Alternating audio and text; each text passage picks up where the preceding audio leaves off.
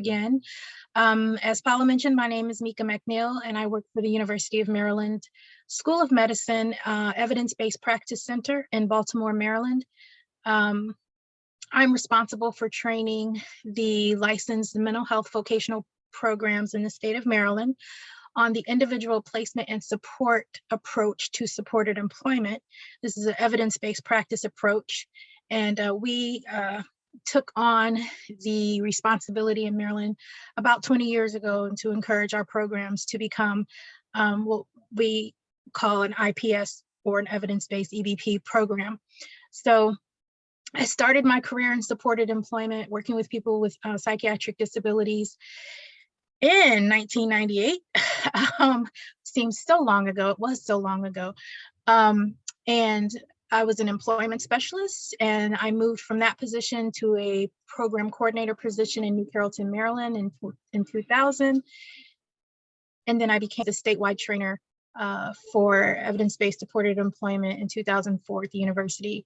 I've also worked with the Veterans Affairs Hospital, the VA in Baltimore, and the Maryland, and the VA in West Virginia, helping them to improve their evidence-based practice supported employment services to the veterans that they work with. So that's me. So I will go ahead and share my screen.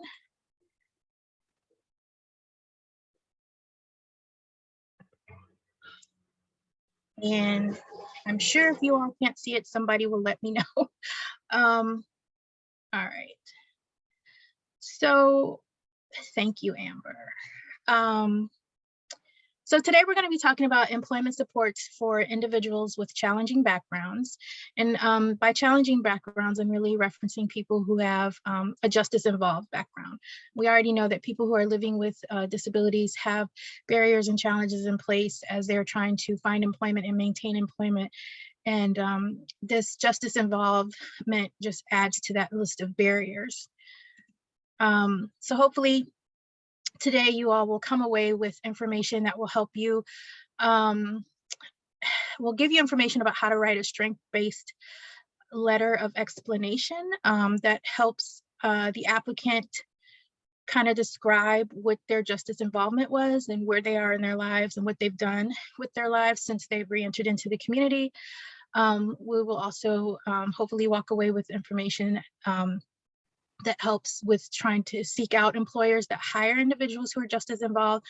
And then also we'll talk a little bit about job searching, either for independently as the vocational specialist or employment specialist, or with the client that has the challenging background. If I'm moving too fast, somebody let me know. I will slow down. So I want to start with a little bit of history about where my information is coming from. So as I mentioned, Maryland is an IPS state. So that means that we are part of a larger learning community that are also encouraging and implementing evidence or IPS supported employment throughout their state. And that means that we get to be part of, we get to get information directly from the authors of that service approach. And in 2009, they did a survey, justice involvement in employment. And at the time, they were part of Johnson & Johnson Dartmouth Community Health Program, which is no longer, that is no longer a thing. They're now with Columbia University. But again, during that time, when the survey went out, this is who this was coming from. And they wanted to know the employment specialists that were providing services that had successfully helped a person with a challenging background become employed and maintain that employment. They wanted to know their tricks, like, what did you do? How did you help this person with these challenges successfully become employed and then maintain their employment?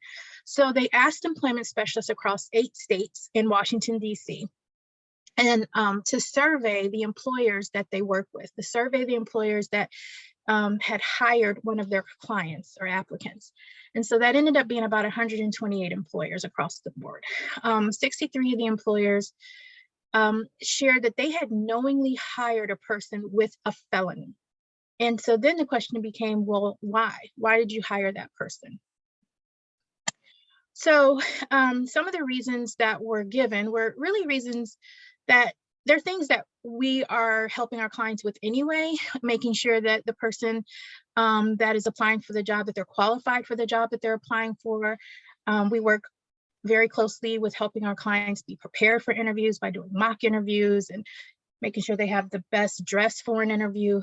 And so, those things weren't necessarily new or different or innovative, but we also just wanted to make sure that we're still doing that for individuals who have that challenging background. Employers also felt comfortable hiring because the individual or the applicant was had somebody to vouch for them or had great references. And in many cases, the employment staff themselves kind of ended up being that person who could vouch for them. And employers believe that applicants had kind of changed their way of life, or that they that they expressed remorse for what they had done, that they had taken steps to improve what was going on in their lives through education programs or just other jobs, things of that nature. And also, employers felt comfortable with the length of time between the offense and the point that they were applying for the employment. And so the other thing that employers felt like they were expressed that they were comfortable with was that instead of just kind of blaming some reason why the person committed the offense, they took responsibility for it. There was honesty and just being upfront and sharing, like, this is what happened, this is what I did. And that gave employers a sense of, I guess, an idea of feeling that this person would be responsible if they did hire them for the job, and they trusted the feelings that they were getting from those applicants. And then, of course, the employer felt that through the interviews and through engaging with the applicant, that person would be dependable, that they'd come to work on time, that they would complete the task that they were asked to complete, and they weren't necessarily worried about a reoccurrence of the offense. So there was also a question of, well, what businesses were knowingly hiring, or what businesses knowingly hired individuals that had a justice involved background. So there's a few listed here. So, I mean, we see, accounting firm, auto detailers, school districts, and things like that. So it just lets you know that there are employers out there that know that their applicants have these backgrounds and are comfortable with hiring them. So a lot of times when we think about a person reentering the community and employment, we think about some of the less glamorous jobs, and maybe I'm saying less glamorous, but then I'm going to say, like, because I'm going to say, like, a person who collects the trash. And it's not a glamorous job. It's a good job though. But I think sometimes we tend to put our mindset in these less glamorous jobs when it comes to helping someone who has a justice involved background. And indeed, it doesn't have to be a job that is less glamorous. And so one thing that kind of stuck out for me when I was reading through the survey years ago was the employer at the accounting firm. The person that he hired to work at his firm was actually convicted of embezzlement. And so the question was, well, like, why would you hire someone who got in trouble for embezzlement to work at your accounting firm? And his thing was, she knows numbers. And that was pretty much it. Like, she knows numbers. Well, that's true. She probably does know numbers very well. But the other thing for him was that she really just didn't want to find herself in that position anymore. She did not want to go back to prison. She did not want to be in trouble. She just wanted to do things right. And he felt that very strongly of her. And so that was another reason why he felt comfortable hiring her. And in a sense, I believe her motivation is that she was, kind of the everyday mom taking kids to school and soccer practice and things like that. And then she got caught up in this situation and ended up in prison. And so she definitely did not want to find herself in that position again. So there are all sorts of reasons why employers knowingly hired individuals with the justice involved background, and obviously here are the different types of employers that hired. And then here's a list of some of the offenses that were shared when the surveys were being done. So, I mean, everything here is a felony. And as you can see in the list, there's some pretty significant offenses here. But just know that everything listed here, every one of the jobs that are listed, or sorry, offenses that are listed here were from someone who had committed those offenses. So every person had a job. And these are the list of offenses that were gathered. So I think it's helpful to kind of share and show, because again, I think we get stuck in that mindset of, well, maybe if it's a misdemeanor, maybe employers will be more understanding, or maybe if it's just a theft charge, employers will be more understanding. But it really is more than that. And employers have policies within their companies that will speak to the type of offense that they are okay with hiring. And I'm just going to give a quick example. So as part of my job, I take individuals out into supported employment staff out into the community, and I model how to engage employers. And we were visiting a Target, and I asked the question, what is your policy around hiring people who are justice involved? And the only thing Target really had to say at that point was, if we see theft merchandise, then we won't hire. And that was it. Just about anything else that might have popped up on that person's background check, Target was going to be okay with, but theft merchandise was out. And it makes sense. They're a huge retailer. They've got all sorts of wonderful, great, awesome things in Target. And you can understand why they would choose to not hire someone that has theft merchandise in their background. And I'm saying that, and that was, gosh, that was probably a good 6 or 7 years ago, when I took that particular, when I had that particular experience. But as time goes on and as laws change, things change. And so that may not be the case today. And so we'll get into just a little bit more in a bit about the importance of kind of keeping up with what's going on within the employer world, justice involvement world. So advice that I always like to give to the applicant when they are preparing themselves to start looking for employment is to just be honest and upfront. I know sometimes it can feel, sometimes people feel a little bit ashamed about, their history. They don't like talking about it. It's uncomfortable to talk about it. Depending on the offense itself, that can be uncomfortable to talk about. So as the person working with the applicant, as the employment staff working with the applicant, it's important to make sure that the relationship that you have with your applicant is a good one, and it's built on communication.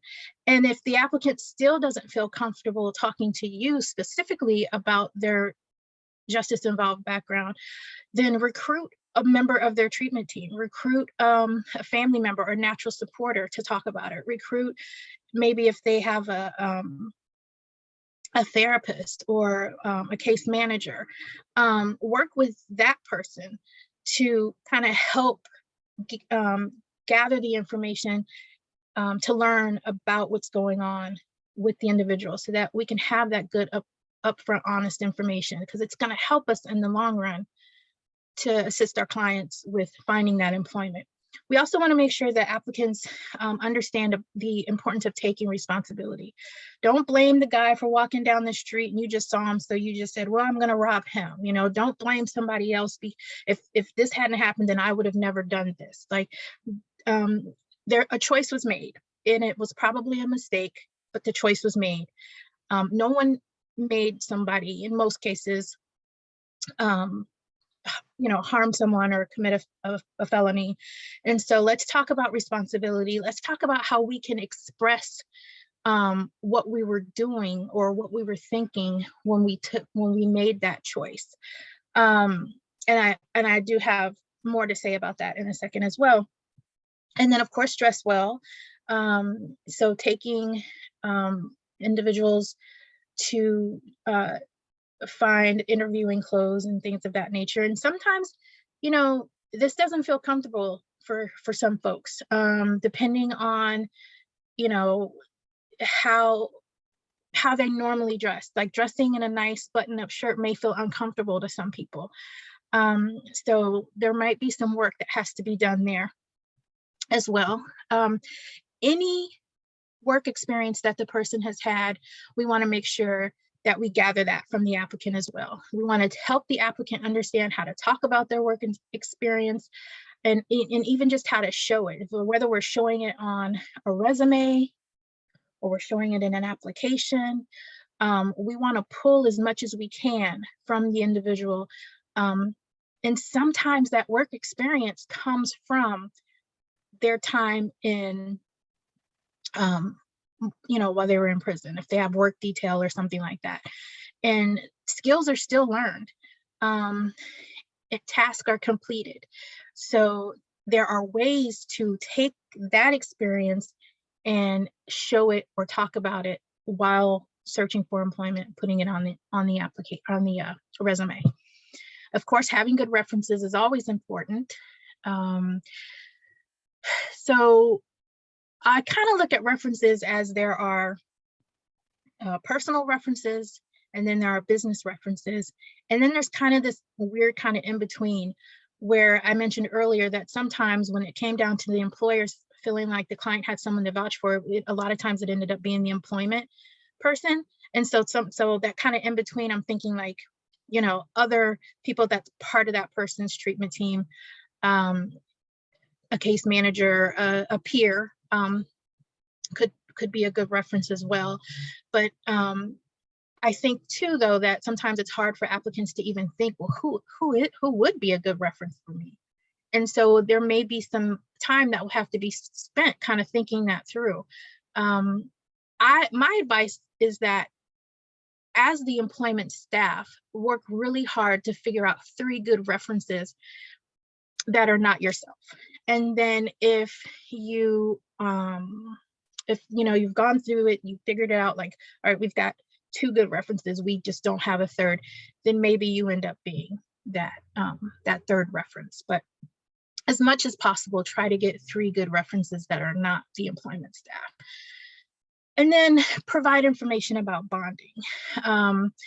And I do believe I talk about this a bit later, but I will say here that by providing information with bonding, that's something that when we talk about the letter of explanation, you'll see that it's mentioned there, or the person may have a bonding letter. And so we just, as we're helping our clients to prepare for applying for jobs, that's part of the process. I have one program that I work with here in Maryland that every time they enroll a new client into their supported employment program, they immediately apply for a bonding letter for them. And that even if the person is not doesn't have a justice involved background, they still go ahead and get a bonding letter for them. Mika, if you don't mind, we do have a couple of questions. Number 1 is the bonding letter. Can you describe a little bit more about the purpose of that and what that typically is for people that may be newer to the field? Absolutely. So it's part of a federal bonding program. Hold on. I'm just gonna fast forward. Yep. There it is. Ahead. I thought there. Oh, here we go. So federal bonding program. It's part of the federal bonding program. It is something like an insurance that protects the employers from at-risk employees. So a person that is justice involved, a person that's recovering from substances, A person that has little to no work history. Sometimes employers might look at them as a risk. Like, are they going to come in here and cause a problem, cause a monetary loss for me, my company? And so when you apply for a bonding letter, and you provide this to the employer, that employer now knows that if you cause a monetary loss, then the employer will be reimbursed.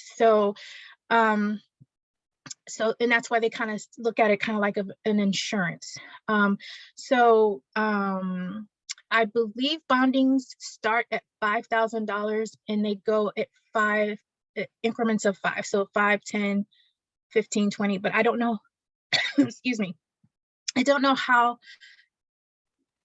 the highest amount of a bonding letter, of a bond, but that kind of is what bonding is. A bonding part of the bonding is. So when you have your bonding letter and you apply for a job, you can let the employer know, I'm also bonded. And the employer can think, oh, okay, well, that's good. So, and it's not always about, they go in there and they steal from the employer. It's not always about that. Sometimes, accidents happen, things happen. You might have someone who left a piece of equipment, I don't know, sitting somewhere and drove off, and now, that piece of equipment was $300 or something like that. And so there are different ways that the bonding letter can be used. Okay, great. That does answer my question. Thank you. Right. And then also, it was very interesting how, like, if clients had expressed remorse or taken responsibility for their actions or claimed their mistakes. In addition to that, you said that the length of time after the offense was a big factor in a lot of those. And Paula was wondering, was there an average length of time in the research that you've seen? And also, can you touch on how they could get experience when a lot of times, they're needing to cover that length of time, but a lot of jobs require experience as well? Okay. So I'm just gonna go back to where I was.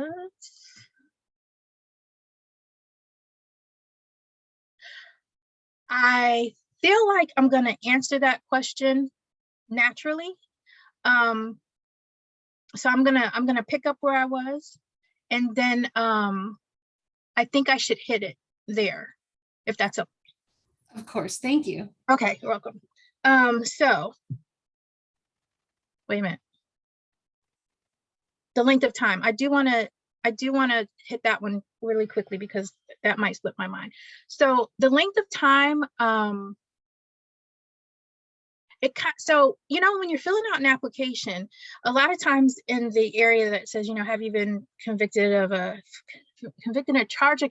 felony in the past however many years. So it might say 7 years, 10 years, 21 years, or something like that. So a lot of times the employer lets you know the length of time just in that question. And so it's important to not answer beyond what they've asked. So, years ago I had a client, so this would have been early 2000s, and I asked him, and he says, well, back in 1989, and I'm like, 89, but it's 2000 and they're only asked back for 7 years. So let's focus on like the past 7 years. And so it was kind of just, and if there's nothing, great, awesome. And we're telling the truth, like we're putting on the application, we're answering the question on the application as it's asked, and we're not going back further than what was asked. So that's one way to kind of gauge length of time. And then the other way I will answer naturally, but I have a feeling I would have forgotten to share that. So, all right, so let's see, we talked about, this was the advice to the applicants, right? So now we're moving on to some advice to the vocational staff. So making sure that you know your client's history, making sure that you take that time to talk it out with the client. And I mentioned earlier, sometimes clients don't feel comfortable having that conversation. So we're going to recruit some other folks to help us out with that.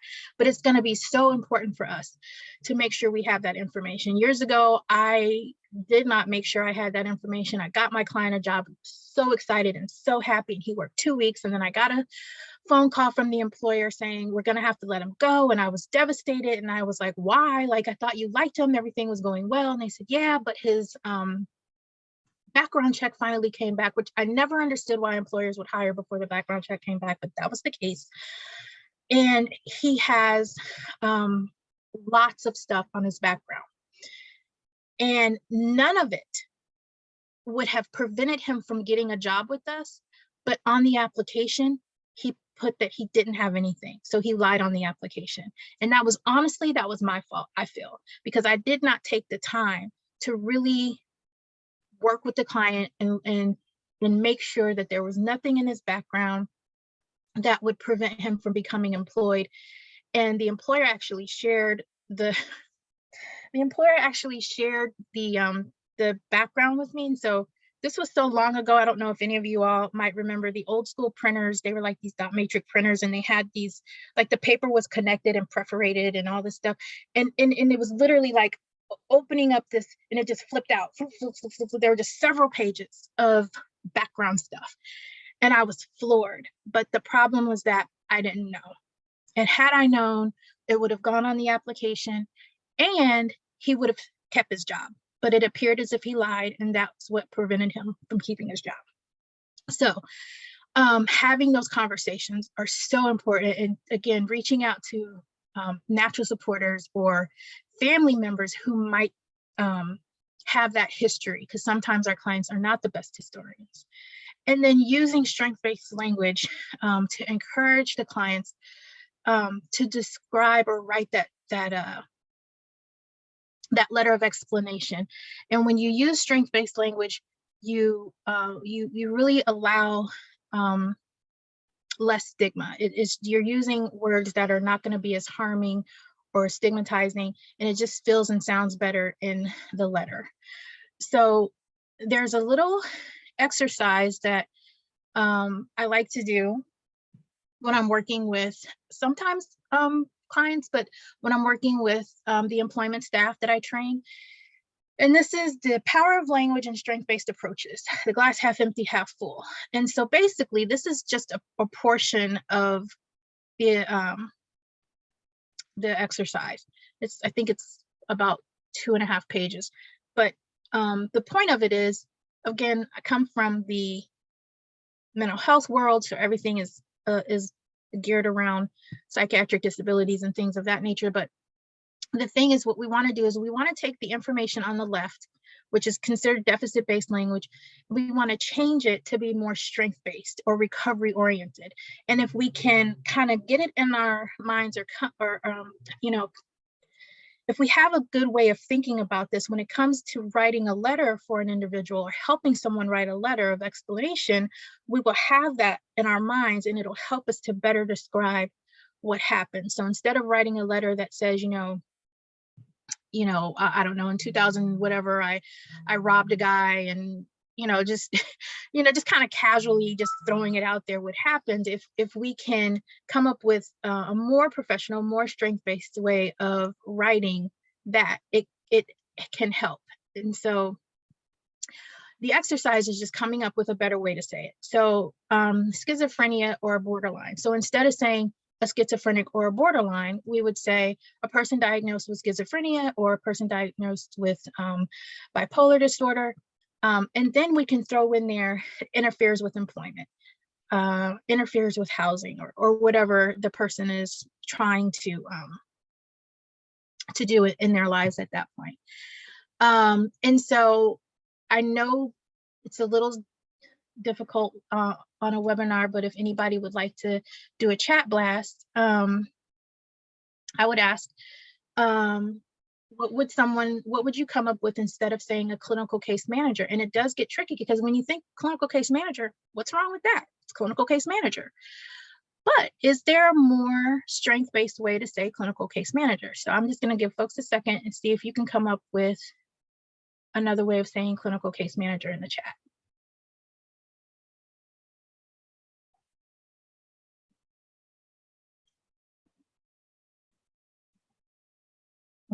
I see vocational assistant.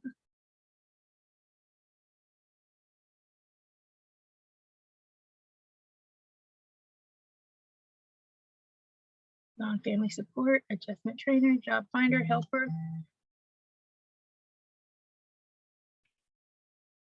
Okay, so thank you for those. And I like them. And so this actually comes from Janice Tindor and at Yale, put this out years ago. And so what I'm sharing are the suggestions that were on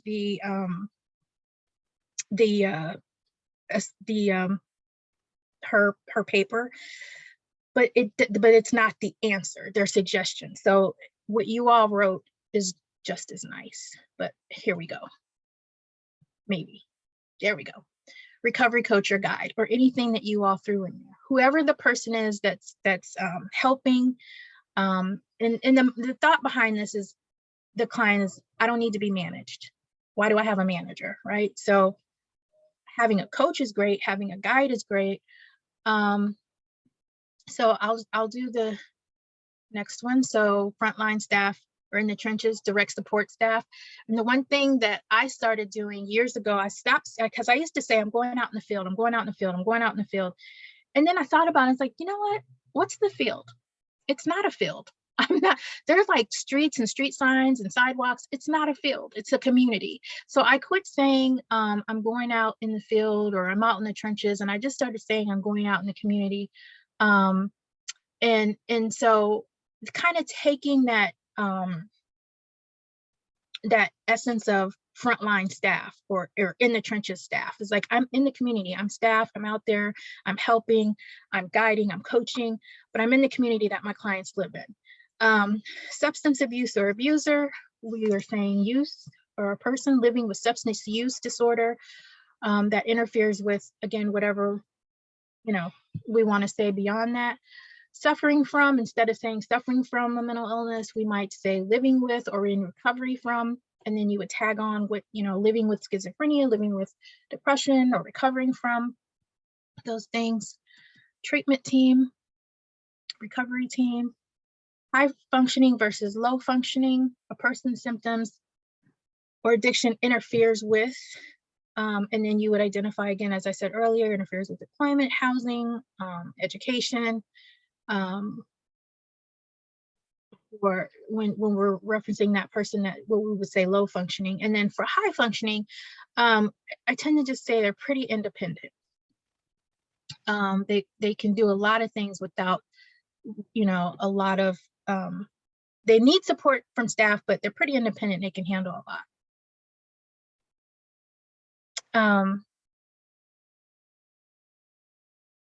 I'm sorry, I'm just reading this chat. Yes, who is that? Markina? It helps, one moment, it helps to have glasses on. Oh. Yes, and I will address that as well. You're absolutely right. So then unrealistic. So sometimes we, someone says, well, they can't be a, I don't know, a security guard or work at a hospital. That's an unrealistic vocational goal that they have. But is it really unrealistic? I don't know if saying unrealistic is helpful. It's definitely not strength-based. A person might have high expectations, they might be ambitious, but if there's something in them that has that drive is there, then let's figure out where that drive is coming from, and let's figure out if there's a way to help that person kind of get that ambitious job. You have someone that has a felony in their background, they are probably not going to be a police officer. They may not be able to be a security guard, depending, because there are some security job positions that would hire. But what is it that attracts that person to that type of employment? And then what is there anything close to it that we can get them there? But let's not say, well, that's just unrealistic, you can't have that job. Resistant or non-compliant, disagrees with or chooses alternatives. Weaknesses, these are barriers to change or support needs. Maintaining clinical stability or abstinence is promoting life worth living, puts self-recovery at risk, takes risks to try new things and grow, and then treatment works. Person uses treatment as a tool in recovery. So again, this is just an exercise that I like to share with the staff to kind of help them start thinking about more strength-based ways to say things or identify things, um, or even just talking to their clients. Sometimes when you're talking to someone that has been in jail or prison, they come out with this kind of culture of incarceration or culture or of institutionalization, and you're not a number, you're not a cell block, you're a human being, your name is John, and let's start there. So yes, a mistake was made, and let's just figure out how we can help you feel better about describing this mistake. So from there, we start thinking about the strength-based letter. I don't know if this is small print on y'all's side or not, but I'm just going to go ahead and read the first paragraph. So this is from Jeffrey Smith is the applicant. And it says, "Dear Mr. Green, in 2012, I was arrested and charged for carrying a gun without a license. I pled guilty to the charge. I was sentenced to 3 years probation, which I completed without violation. I have not had any arrests or charges since that incident." And so when you're thinking about the strength-based letter, we want to be honest and upfront, right? So we want to identify what the offense was, when it was. So that goes back to the length of time between the offense and applying for the job. So this was a good while back. And then what changes we've made in our lives since then. So you really want to capture the reader's attention in that first paragraph, but you also want to be very honest and upfront in that first paragraph. So just putting it out there, what the offense was, and pleading guilty and sentenced to 3 years probation, which was completed without violation and have not had any arrests or charges since that incident. So that lets the employer know right up front, okay, great, not anything recent going on, and forward movement. The next paragraph reads, "I recognize that my behavior and decisions that I had been making at the time in my life were not good ones. I also recognize that I not only value my life, but the life of the people around me." So here we are again, kind of just taking that responsibility, showing or expressing change, letting the employer know that, that we have made these changes, and that, again, like, we just want to move forward in life. Next paragraph reads, "At that point, I decided that I needed more structure, so I landed in a series of jobs which still didn't offer me the structure I felt I probably needed. I then decided to get into a trade and went to the Bayline Management Training Center." So that shows a commitment to complete a program, to complete, like, there's time, and there's showing up, and there's completing tasks and assignments and things like that. I completed the course in building management in 2012 and have maintained a building management certificate ever since. I also went back to school in 2011 and attained my Maryland High School diploma. I am currently attending Maryland College of Technology, completing the required courses to receive a certificate in heating, ventilation, and air conditioning. I think that I am an excellent candidate for a position in your company. I would appreciate an opportunity to meet with you and further discuss my progress, as well as the qualifying skills I have for a job in your company. Thank you for your consideration. So this says a lot, it expresses a lot, and it shares a lot. But the one thing I also want to point out is, I mentioned earlier, like, some people don't always feel comfortable changing their dress for success, right? They're used to wearing jeans and a t-shirt. Now you want them to put on a nice pair of slacks and a button up, and maybe even a tie for an interview. Well, people don't necessarily talk the way this letter is written. And so, because this letter is coming from the applicant. So, but we're helping them. And so there may be some time that you'll have to spend with the applicant to make sure that the information that you're putting in the letter and the way that you're wording it is comfortable for the applicant. And that they understand why you're doing it this way. And hopefully the letter will help the applicant see themselves in a less stigmatizing manner. Sometimes when folks are caught up in the business of going back to school and obtaining degrees and diplomas and things like that, they're just doing it, right? They're not really paying attention to what this looks like, from maybe an outsider looking in, and how wonderful it looks, and how, it's just so easy to see your growth. They're just doing it. And so when it's written out it looks and feels a little bit different. And sometimes that can be very encouraging for the applicant. So I have one more. All right, so this is from Jimmy, and this is Dear Mrs. Flower rather. In early 2015, I was found guilty of aggravated assault. During that time, I was living with the symptoms of an undiagnosed mental illness, which played a role in the decisions that I was making. I have now been in treatment for 4 years and have had no other incidents. Mental health treatment makes it possible for me to make safe and responsible decisions. I would appreciate an opportunity to meet and share with you the experiences and success that I have had since re-entering into the community. I'm particularly proud of the time that I spent working at a shelter for youth. During my time there, I worked with the administrative assistant, processing paperwork, as well as helped with mentoring the young people. I am eager to learn and enhance my skills, and I know I can do the work that you need done. I'm also bonded by the federal bonding program. While I do not have a lengthy work history, you will find that my work ethic and commitment to complete the task given to me is strong. So this one is very different, and it also identifies the disability. But what I want to make clear is that disclosure is important, and disclosure is the client choice. So if you're helping someone write a strength-based letter of explanation, and they are not comfortable with disclosing their mental illness, you would not put that in here. So you will come up with another way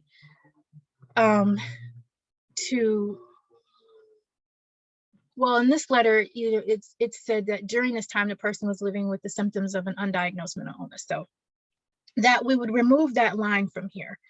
And there may be something else that could go in there. But I just want to make sure that the difference is that one letter, the person does not have a mental illness or did not identify the mental illness.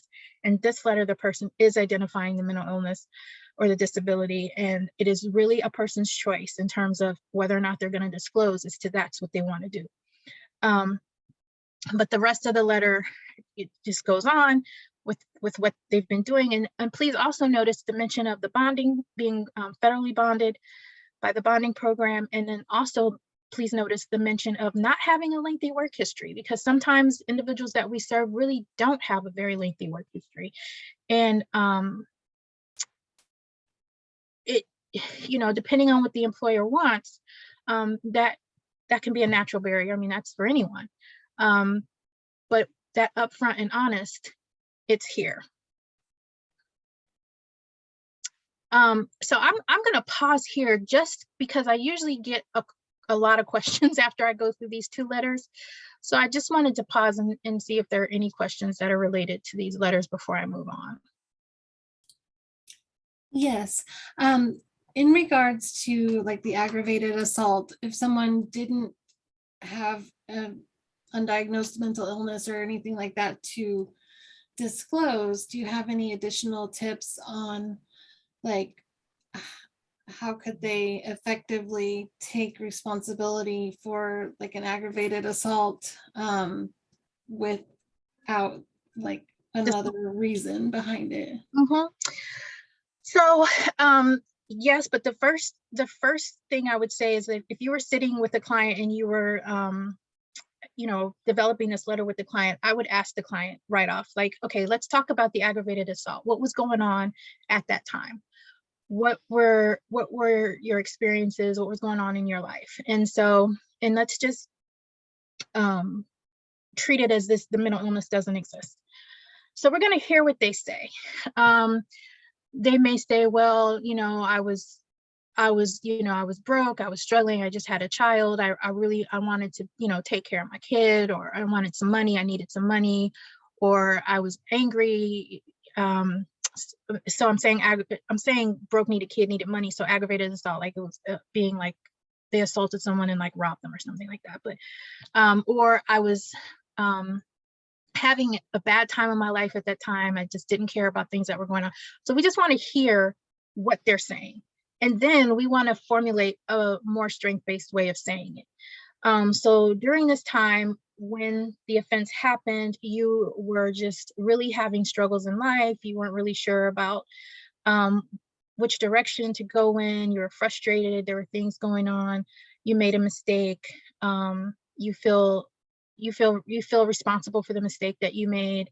And if you're getting back from that person, well, yeah, I do feel responsible, and I did make a mistake, and I do regret it, then you can take some of that and formulate it in the letter. So in early 2015, I was found guilty of aggravated assault. During that time, I was experiencing some setbacks in life, and what is the word? My brain wants to say express, but that is not what I want to say. I can't come up with the word that I want to say, but I'm just going to have to throw express in there. So I was expressing myself in a manner that wasn't healthy, and I harmed someone, and I regret doing it, or I feel bad for doing it. And I haven't had any similar situations since then, or something of that nature. Okay, great. That strengths-based language really comes into play there, and your counselor creativity as well, like in a way, not that you're adding anything to what they're saying, but just looking at it through that lens. Yeah. Okay. And I'm wondering if you want to address like the sex offender question now, if that would be any type of letter that. Yes, I can do that now. I was just thinking, is it ahead? So yeah, let me do that now. So when it comes to a sex offender and registering and reporting, it's kind of like the same thing with having a probation officer until you're off probation. So when you are writing a letter, we want to be honest and upfront. So I probably wouldn't say sex offender. I would probably say something to the effect of, whatever the year was, I was found guilty for a sexual offense. And so, although sexual offense and sex offender, very similar, in either way, there's no real way to identify what the sexual offense was, because a sexual offense is a sexual offense, but there are indecent exposure, and then there's something more severe. And so limiting the amount of information that would describe descriptively the severity would be important, but then also saying due to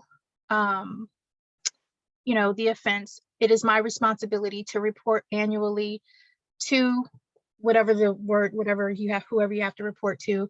I am registered. I have not had any offenses or incidences since. If there's any type of class or course that someone had to go through, I would say I've completed the requirements for, or whatever the course or class may be that's related to that.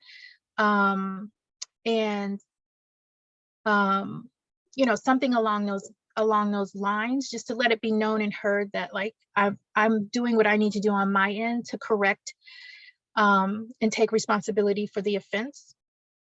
And then the other part, which I will talk about more later, is when we're searching for employment, how we learn from the employer what their policy is around a justice-involved background and what they will not hire. So when we find an employer that is very clear and upfront and honest about who they will not hire, they may say, well, we won't hire someone with a sexual offense. And if that's the case, then this letter won't go to that employer. And so I talk a little bit more about that in a few more slides. Great, thank you. These are tough questions, but I'm sure that they're the ones that come up and you're having to deal with. They come up all the time. They come up all the time, but not only just when I'm doing a training, but like when I'm out visiting my programs when there's not a pandemic, and I'm visiting my programs, I'm sitting with the staff and we're like, there's a client that is experiencing exactly something and it's intense.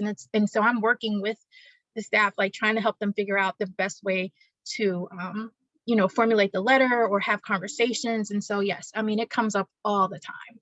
Wow. And this might be a natural transition for you. Paula does ask, are employers allowed to ask the applicant to go into more details regarding an offense or a charge? So I know that employers really are not supposed to ask about gaps of employment, like the reasons why people have had so much time between their employment.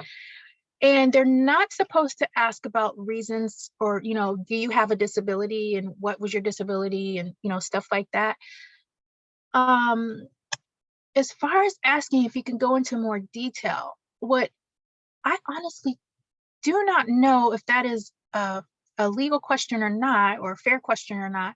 But I will say that if we are approaching an employer while we're supporting a justice involved applicant, and we've gone through this process, our strength-based letter of explanation should provide them with the level of detail that we're comfortable with giving and that we think the employer would be comfortable with. And then if the employer still is like, well, I want more detail, it might it might sound a little flippant to say, well, you can pull a background report, but I mean, I don't know that I would say that, but you'd have to know me to know what my brain's thinking right now.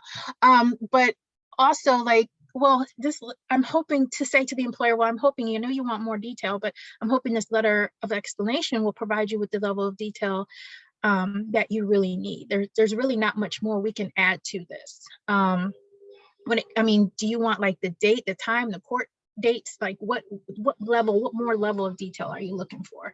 And so there are ways, non-flippant ways, to kind of ask the employer, like, what level are you looking for?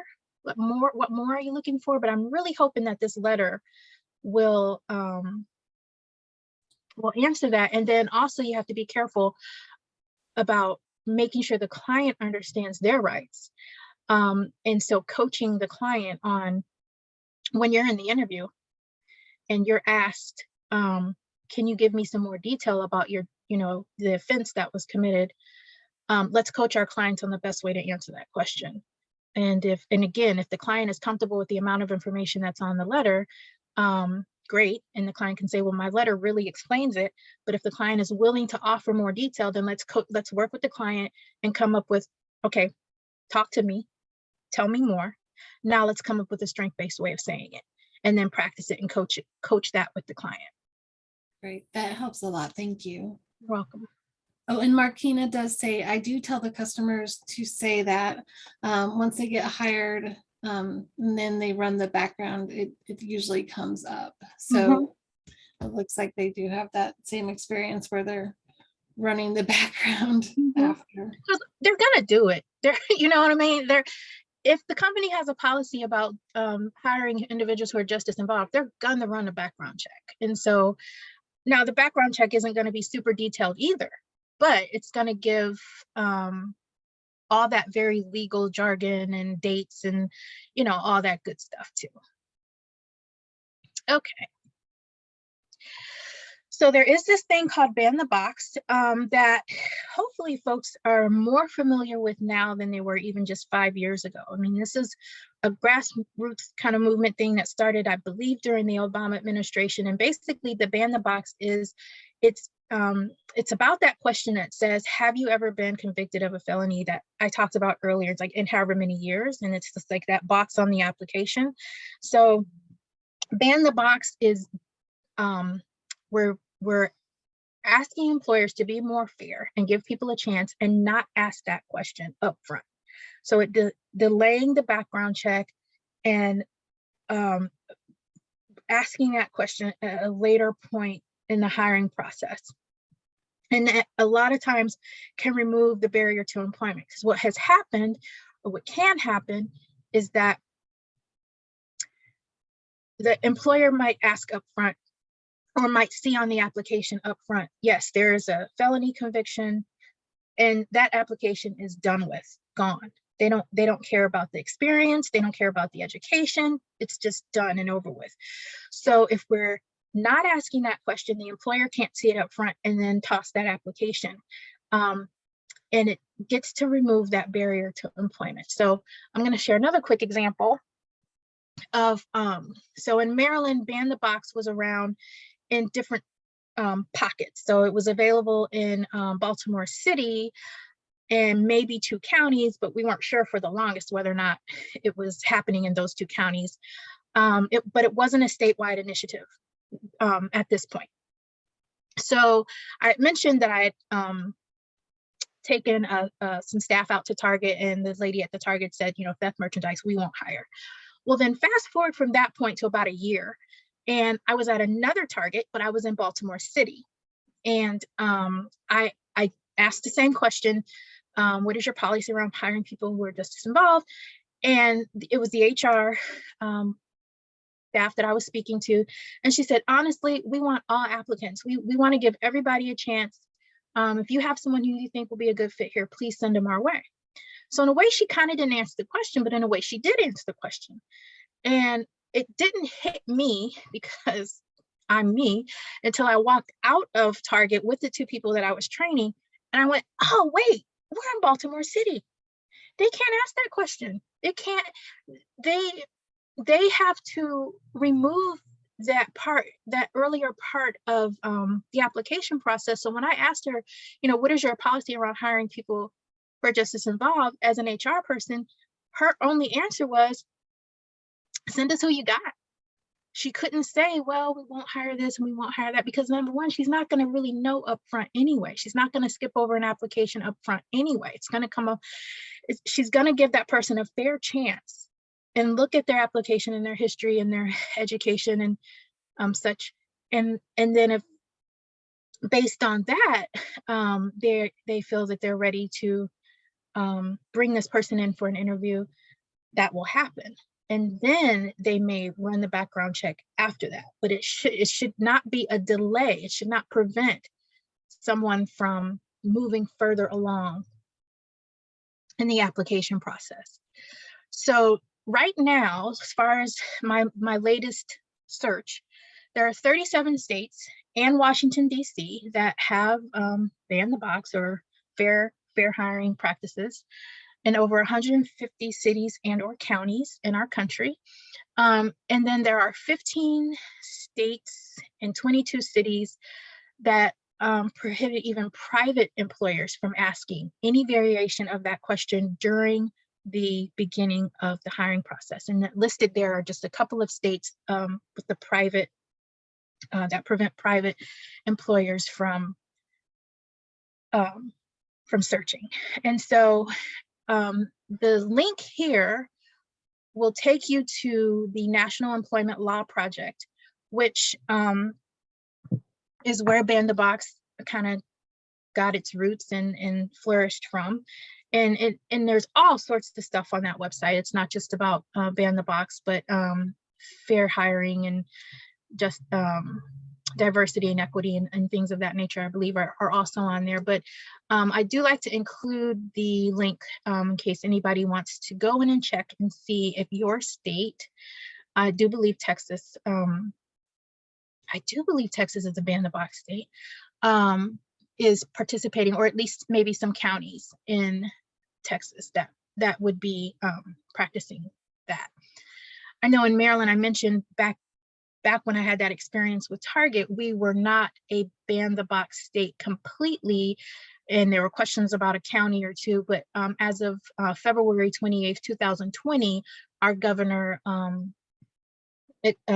on ahead and said, okay, yeah, we are. And so we are a Ban the Box state, and it's a little different than some of how other states might do it, but it's worth looking into and just seeing what other states or counties practice Ban the Box.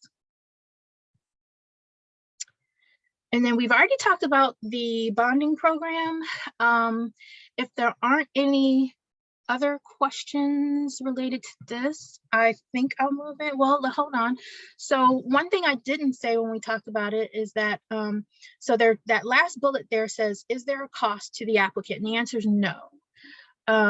So once you have your, once you're working with your applicant and you learn that there's a justice involved background and you want to go ahead and apply for a bonding letter for them, then I encourage you to do that. It won't cost your applicant anything. It shouldn't cost your agency anything. That website there, Bonds for Jobs, should lead you, let's just check and see. It should lead you to the website.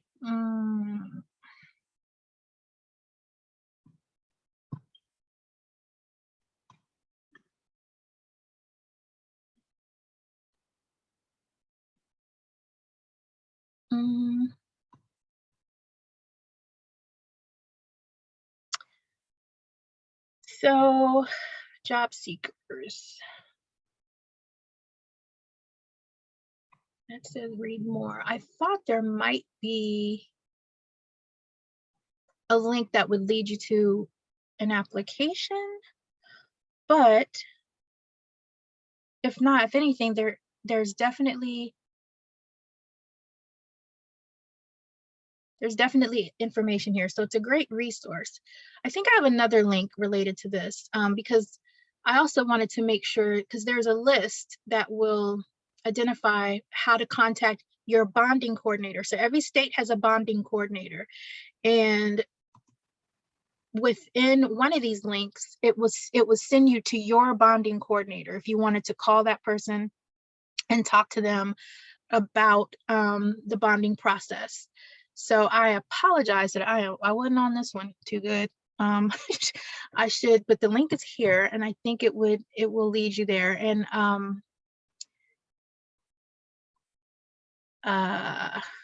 sorry. I'm not sure, but did you mention before that even if they don't have an official like conviction, that they could still apply for a bonding letter if justice is involved at all? Correct. So you, let me just get back. Okay. So are we back on the PowerPoint on your end? Yes, looks Okay. good. So yes, so who I have listed here, who's eligible to be bonded. So we have the justice involved applicants, and then recovering from substance use. So recovering from substance use doesn't necessarily mean you have a justice involved background in that sense of a felony. Applicants who have little to no work history, no justice involvement needed or necessary there. Applicants who receive entitlements, so Social Security, SSI or SSDI, and then who have poor credit history. So again, not required in those instances to have like a justice involved background where there's been a conviction of a felony. So to answer your question, I believe the answer is no, you don't have to have that justice involvement. Great, thank you. Welcome. Okay. All right, so this is more information here about the bonding. Oh, the other thing I wanted to say was that sometimes your VR counselor, so the vocational rehabilitation counselor, and whoever you work with or whoever your vocational rehabilitation agency is in your state, sometimes they will help with bonding. And I know here in Maryland that we do have a couple of vocational rehabilitation counselors who will work with our applicants and in the programs themselves and helping clients get bonded. And then the other thing is expungement. So we can talk to our clients about expungement, and basically expungement will remove the, so your background check, that rap sheet, it will remove items from a person's background check so that when, from their rap sheet, so that when a background check is performed, those things won't show up. But here's the thing. As of right now, in most states, a felony cannot be expunged. So a felony cannot be removed from a rap sheet. However, and I'm just sharing this because Washington, D.C. is not a state. And so a couple of years ago, Washington, D.C. actually decided that they were going to start helping their citizens or their residents who had felonies in their background, remove them or expunge them. So, and I'm saying rap sheet, and a rap sheet is a record of arrest and prosecution. So we commonly hear the term rap sheet, but that's what the acronym stands for. But misdemeanors can be removed or expunged. And so those are, and sometimes that's all our clients have. Sometimes they don't always have a felony. And so if we can help them get those expunged, then sure, why not? There is a cost, but in many situations, you can get a person can get a fee waiver. I think it would be different in every jurisdiction. So if you were going to help someone with an expungement, you definitely want to reach out to the person in that jurisdiction who can kind of guide you and help you figure out what the process is for them. And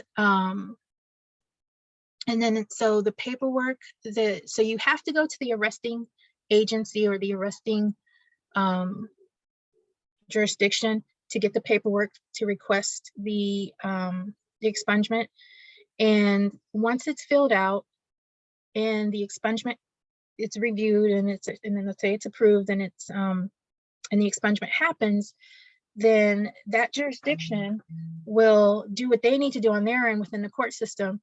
But when it comes down to the entity that reports it out, so I'm going to give an example. In Maryland, we have Maryland Case Search, which I do believe they just recently changed their name, but it's in Maryland. It's where we can just go into the system and we can type in a person's name, birth date, and look and see what's going to come up for that person. Well, if something's been expunged and you go in and you put in a person's name and birth date and that stuff still comes up, what you might have to find yourself doing is going to that reporting entity and saying, what is the process to get this removed?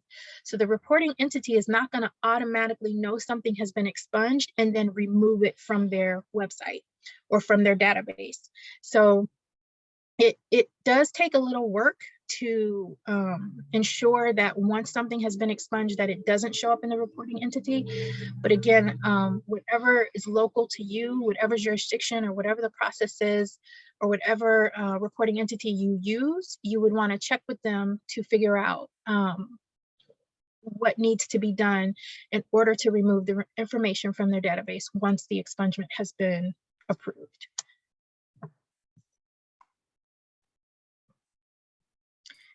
So here's some more resources. So the expungement and criminal record state-specific information. So this is broken down.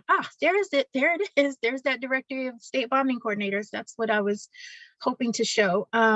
So both of these websites should give you some very specific. Let's just go to the bonding coordinator one. Very specific information broken down by state or jurisdiction. Let's see. Well, it looks like the same website and directory of state bonding coordinators. I'm just going to put in Texas.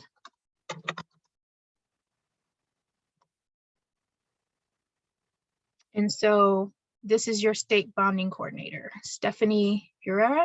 I don't know that I'm saying that correctly. Herita, bonding service coordinator in Austin. So I'm sure if you had any questions about bonding in your state, that if you reached out to Miss Stephanie, she would probably be able to put you in the right direction. Okay.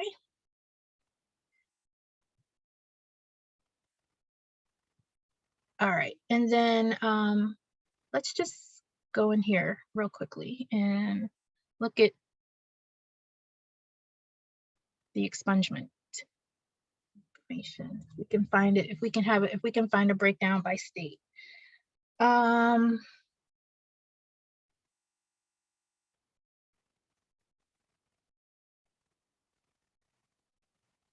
Texas Crime Records Services. So let's just click on that. Texas Department of Public Safety. Oh, well, there's nothing I can do about that. So it is possible that they have moved their website to another URL. Let's see, search the web for Texas State. So we won't bother with that right now because I'm afraid I'll screw something up and then the whole webinar will be over. So I'm gonna come out of there. But you have access to this, and hopefully that will provide you with some information if you're interested in learning more about Texas and expungements. Okay, so getting down to the last bit of information, the one thing that the survey that I spoke of at the very beginning, one thing that was shared during the survey is something called life mapping. And so when we go out and start helping our applicants look for jobs, we're usually doing cold calls, right? Most of the time, like we're headed to employers that know nothing about us, nothing about our applicants, nothing about our agencies that we work for. They have maybe sometimes never heard of supported employment. They have no idea that these vocational programs exist. Excuse me. And so we are inquiring about jobs, kind of just completely cold, and that it does make it a little bit more difficult for us and our applicants. But then with life mapping, what we're doing is we're creating warm calls and not cold calls. And so you would take a sheet of paper and you have your client's name in the middle of that sheet of paper, and you would just talk to them about people in your life. Who do you know in your life that owns a job or owns a business, rather, owns a business, and or who has the power to hire? Who do you know? And they may not know anyone, and that's fine. But if they do know someone, we want to write that down. So, you know, the applicants may say, well, my mom's friend, Miss Lily, she manages an insurance office and she does the hiring there. My neighbor, Steve, he owns the car dealership. And then my Aunt Sally, she owns a bridal shop.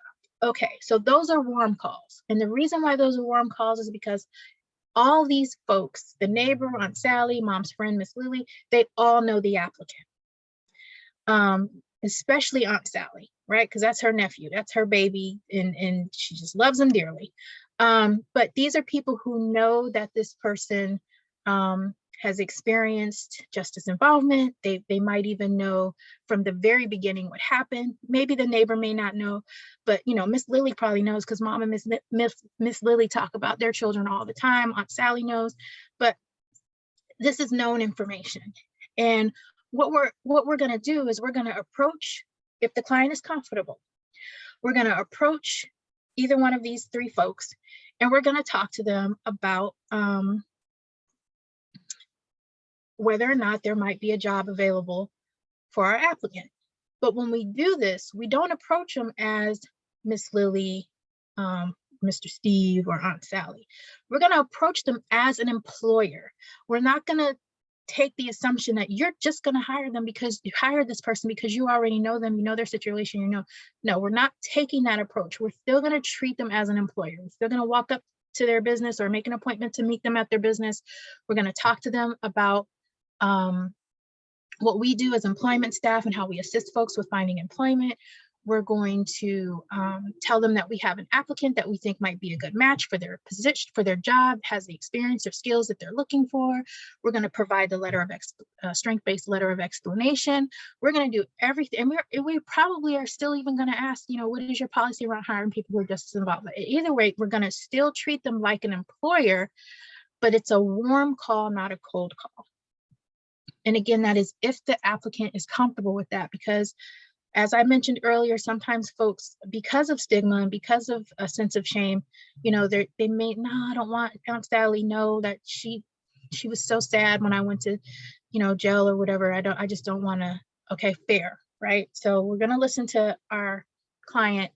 But Mr. Steve, the neighbor, he's always been a great community supporter. He's always been such a friendly neighbor, and yeah, okay, let's see if Mr. Steve would be willing to, you know, hire me. Let's take that route, or maybe even Miss Lily.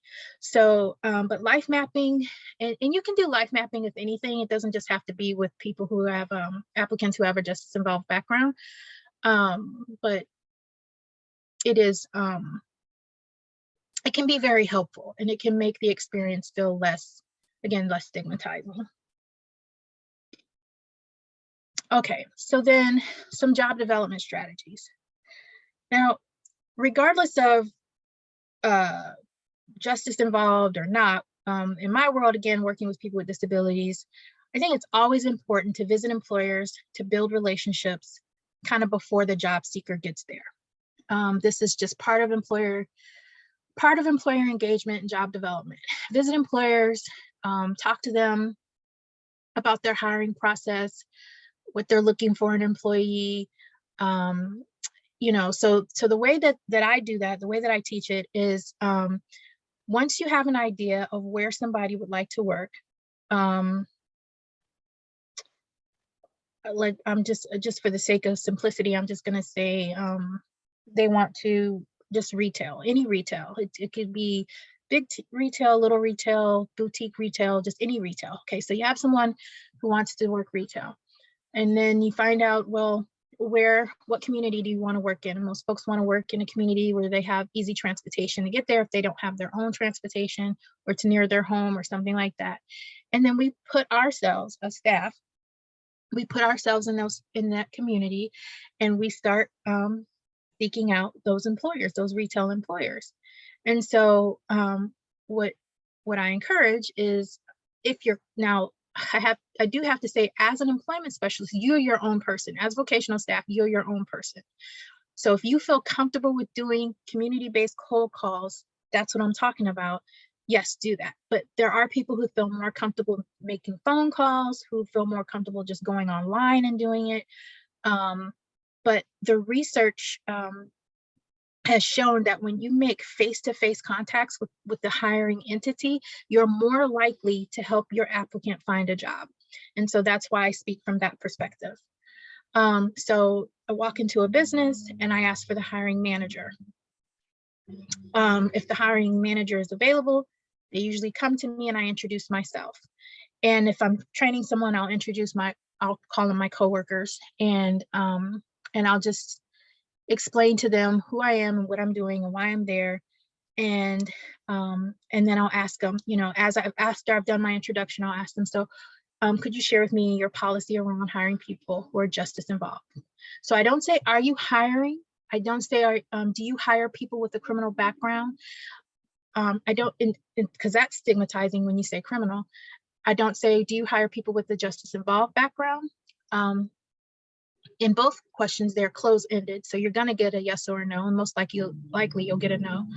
But when you say, excuse me, when you say, what is your policy around hiring individuals with justice involved backgrounds, then they can't say yes. Well, they could, but they can't say yes. So they have to say, oh, our policy is, or we hire people that, or we don't hire people that. Okay, fair enough. So a couple of experiences that I'll share. So we have something here called BJ's, which is like a Sam's Club or a Costco. And so I've gone to a BJ's and I've talked to the hiring manager and said, what is your policy around hiring individuals with a justice involved background? And he says, absolutely no felonies. That we don't have any workaround for felonies. And okay, thank you. So what I know now is, because I've got a list of applicants that I'm working with, right? So what I know now is that when I go back and I look at my caseload, I'm not going to recommend or suggest anybody that has the justice involved background with a felony apply to BJ's. There's no point. And I think that's where a lot of us get hung up when it comes to helping people with that background, is that we'll go out there and we'll do all the hard work and we'll get the application going and things are looking great. And the application went through with no problem. They got asked to come in and do an interview. They do the interview and they're like, yes, we like you. We're going to hire you. And then the background check comes back and they're like, oh, I'm sorry, but due to your background check, we're not able to move forward with the hiring process. Well, that's devastating for everybody, but not more devastating for anybody more than the client. It's the client who's really going to feel that letdown, who's really going to feel that just that overwhelming sense of, oh man, I blew it again. So to prevent that from happening, it's so important to just know that policy up front. I knew, well, I knew, but the staff that I had taken into that target knew, do not take anyone to this target who has this merchandise in their background, because they're not going to get hired. Don't get them all excited and hyped up about something that we already know isn't going to fall through. It hurts the client, it hurts the family members that might be involved. And as an employment staff person, like, you put in a lot of work. So even you're just like, man, I just put all this work into this and nothing's coming of it. Another example. So we have a chain of grocery stores here called Giant. And so years ago, I had taken some staff to the Giant to do a community-based job development training. And the hiring manager came and I asked her the question, what is your policy around hiring people who are justice involved? And she said, well, we definitely look at anyone as long as we look at someone where there's been at least 7 years since the offense. And notice the 7 years since the offense, right? Not 7 years since they've been out of jail or prison, but 7 years since the offense. We have different departments within our grocery store. And so if we see someone who has, I believe she said aggravated assault with a weapon or something like that, we won't put them in the butcher shop, which, I mean, fair. But it was kind of weird to hear her say that, but fair. So, but if they had that though, they were okay to work on the floor. They were okay to work in produce. They were okay to work like in their bakery department, but they weren't going to put them in the butcher shop because of what the offense was. And I might ask, because sometimes employers don't register the question very clearly when you say justice involved. And so I might say something like, well, is there something that would prevent someone from being hired here? And, oh, okay, well, yeah, so we won't hire this, we won't hire that. Okay, so fair enough. So if you're asking that, what is your policy question? You kind of get that what feedback from them, just switch your question up a little bit. And that way you'll have, you'll hopefully will walk away with clear examples of what they will not hire. Or what offenses they will not hire. There are some employers, well, no, let me not say that. There are some communities, agencies, maybe your local vocational maybe your local vocational rehabilitation counselor or a local supported employment program will have like a list of employers that hire people with a justice involved background. And that list can be helpful, but also it cannot be, because who's keeping up with it? Like, someone started the list, 4 years ago, and that person's no longer in their position, and the list has just been sitting there, and some employers are not existing anymore. There are new employers that would. So if you are aware of a list of employers that do hire in the communities that you work in, then great. But I would do a little work just to see how updated is that list, because again, things change. But as your own personal kind of list, keep track of the employer contacts.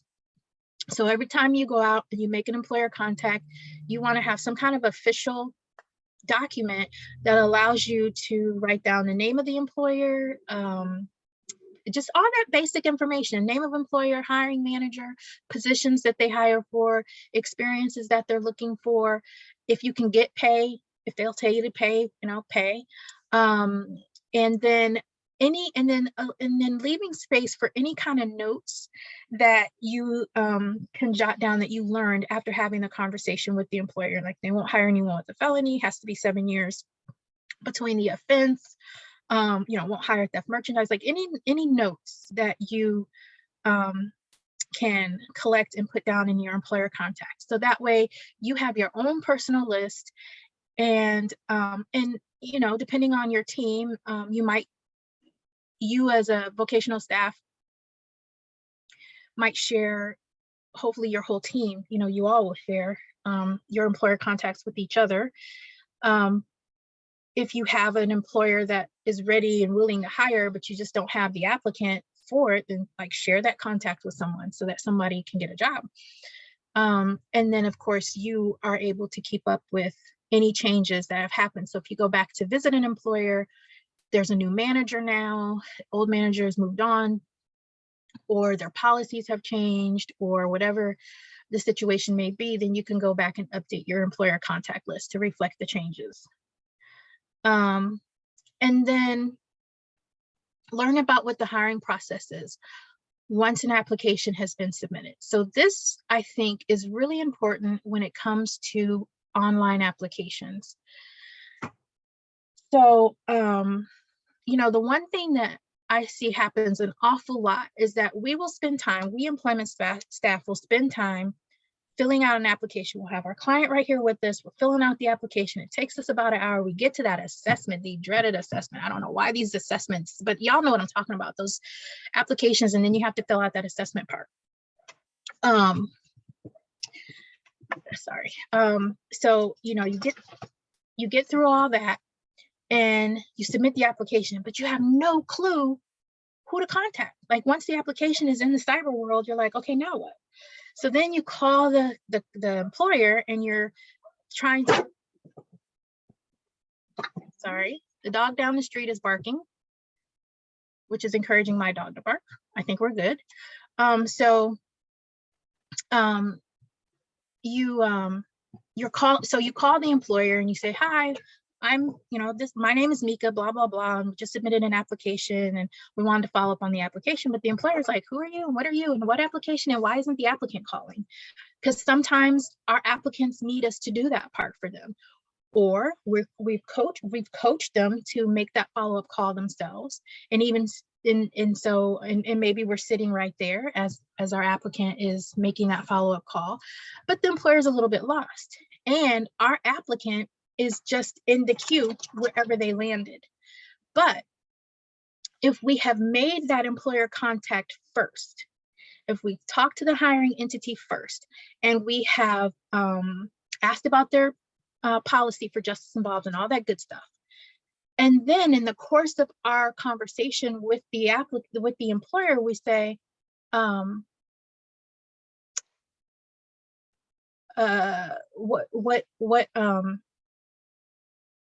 what is your hiring process? They'll tell us, and then we'll know that we can, what we can do after that. They'll tell us that red light, yellow light, green light. They'll tell us, you know, as far as like, you know, if the application is lost in cyberspace, they'll tell us if they can pull the application.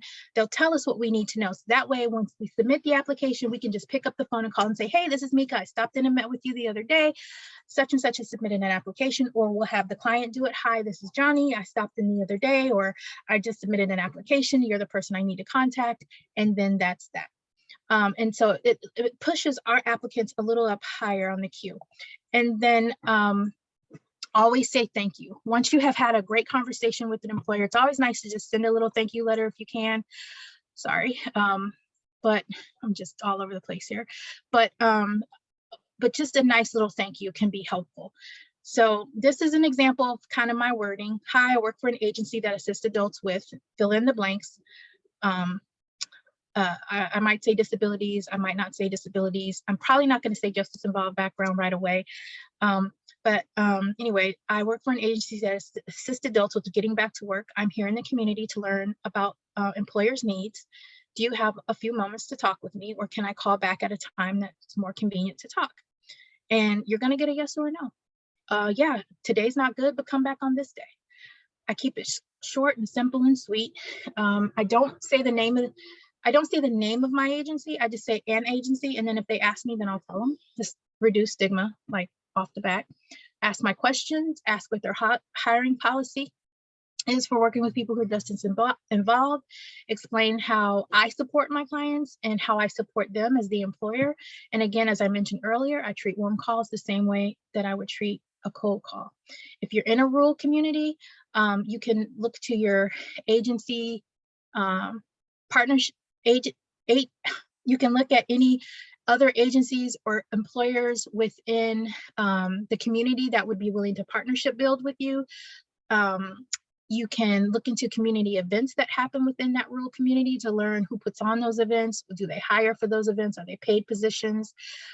For any agencies that have board members, a lot of board members own businesses and or are connected, very connected in the business community. So sometimes just like reaching out to board members can be helpful. And then also, and you can do any of this in any community. It doesn't have to just be for rural communities, but this tends to be very helpful in rural communities. But you can also just ask employers that you have existing relationships with to if they'd be willing to be an employer reference. Like, I work with this employer, but I'm really trying to get in with this employer. Would you be willing to, as the employer that I currently work with, would you be willing to be a reference if they have questions about their experience working with me or my agency and the applicants that we support? And as I mentioned before, it's polite to say thank you when you do get an opportunity to talk to employers. And then I'm just saying thank you to you all for your attention. And that ends my presentation. Wow, thank you so much for all this great information, from like getting to know your clients, knowing them thoroughly, and through life mapping, or making those connections with people that could possibly be their references or help to make those connections in employment later. And then like the power of wording and using that strength-based wording in our letters, and even when we're asking those questions about the policy around hiring people with justice involvement. This has been really powerful. Thank you so much for all of your time. You're welcome. Thank you for that feedback. That was nice. Again, Mika, we thank you so very, very much for your time today and sharing this awesome information with us. For everyone else, again, this recorded webinar will be posted on the UNT-WISE website for future on-demand viewing. We ask that you please complete the survey that will be sent to you at the conclusion of today's webinar. Your feedback is vital to helping us improve our programming and webinar offerings. Please note a certificate of completion will be uploaded to your catalog account within the next 3 to 5 business days. And as always, UNT-WISE is offering CEU and CRCC credit for this session. Please contact us at UNT-WISE at unt.edu for further requirements, along with any other questions you may have. Again, we thank you for your time and attention. This concludes today's webinar.